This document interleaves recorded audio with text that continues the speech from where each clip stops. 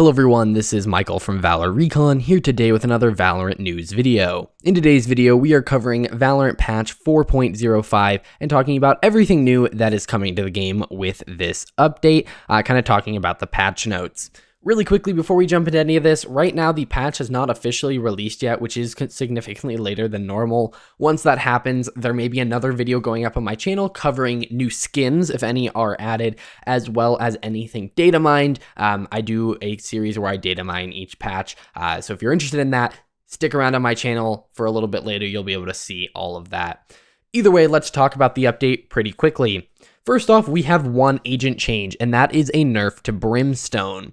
Brimstone Stim Beacon was one of the best parts of the last update in my opinion, outside of the Your rework. It took an ability which I honestly hated. I didn't like the fire rate increase and turn it into something that I would really love to use, and it was really powerful, giving a 15% speed boost. Now it is going from having 2 charges to 1, and that charge costing 200. So his overall util cost exactly the same, but he now only gets 1 stim beacon.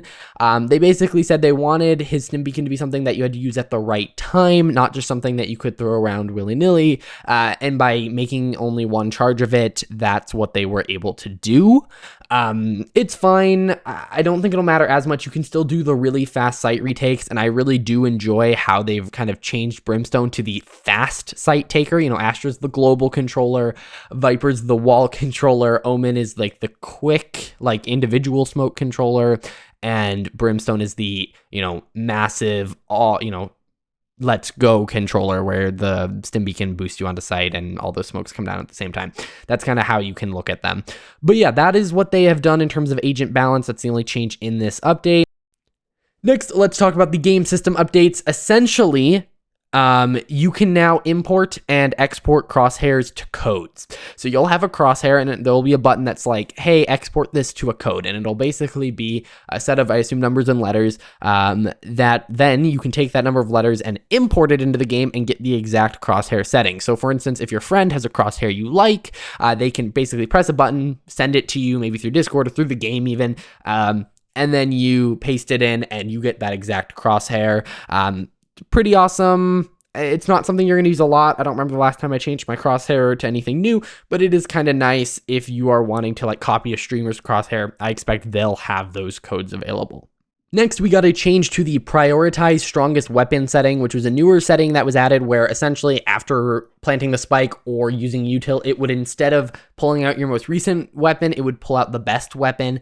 But there were a lot of issues with this, so they've reworked it a little bit. They've changed it to modes where it'll either be most recent or strongest. That's like a verbiage change. So before, where it would say enable prioritize strongest weapon, it now just says auto equip priorities : most recent or strongest. So you choose one or the other. And now, most recent will now have a new order. So it used to just pull out your primary gun every time. So if you had Jet ult or Raze ult and you blast packed, it would automatically pull out your gun, which caused some issue. So now it'll prioritize ultimates, then primaries, then secondaries, then Chambers pistol. And so it'll kind of go in that order in terms of what it's going to automatically pull out.